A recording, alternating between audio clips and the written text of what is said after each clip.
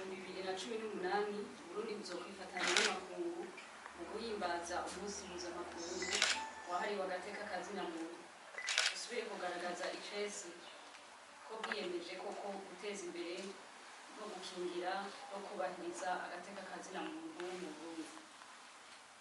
Igihugu cemeje ayo masezerano, Burundi buzohimbaza uwo munsi bufatiye ku civugo mpuzamakungu kivuga kiti imyaka 70 irarangiye hashinzwe amasezerano mpuzamakungu y'agateka kazina muntu. Dutsimbataze ukungana kwa twese imbere y'amategeko, ubutungane kuri twese n'iteka w'ikiremwa muntu. Uyu munsi mpuzamakungu uhuriranye n'uko vyama bigenda n'isozera ry'iminsi 16 yahariwe kurwanya amabi akorerwa abakenyezi n'abigeme. Nico gituma uno mwaka mu Burundi icivugo c'uno munsi ari kubahiriza agateka kazina muntu, na cane cane mu kurwanya amabi akorerwa abakenyezi n'abigeme atagukumira.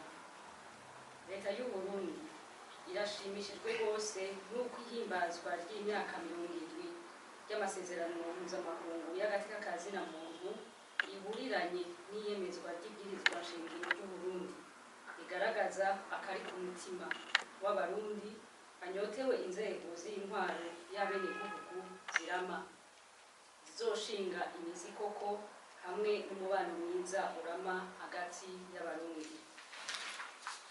Duhimbaje kandi uyu munsi mu gihe umugwi wo kumenya ukuri no kurikuriranira waraye ucuruwe ku buryo igihugu cacu gifise icizere ko kahise ko Burundi kagiye kuzotohozwa kakandikwa nk'uko kahinze uruhara rwaba na bariya mu mabi y'agahomeраmunwa yabaye yasinzikaje agateka kazina muntu bagasiga impungu n'amarira mu Barundi bija ahabona.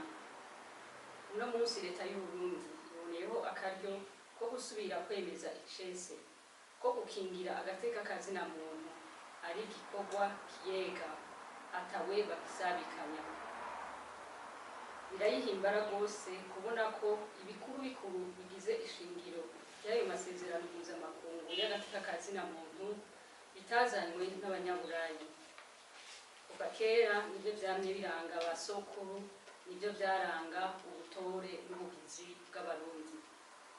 Turamenyesheje ko ibirori by'uno mwaka bizobera mu ntara ya Bujumbura ikomine ya Mutimbuzi muri zone ya Gatumba ku munsi wa mbere igerekerezo rya 10 Kigarama. Turateye akamu abenegihugu bose ngo baze basidukane n'iyonka bitabira uwo munsi wahariwe guhimbaza ubuntu abantu bose n'amakungu baharanira ntaryo kugendera.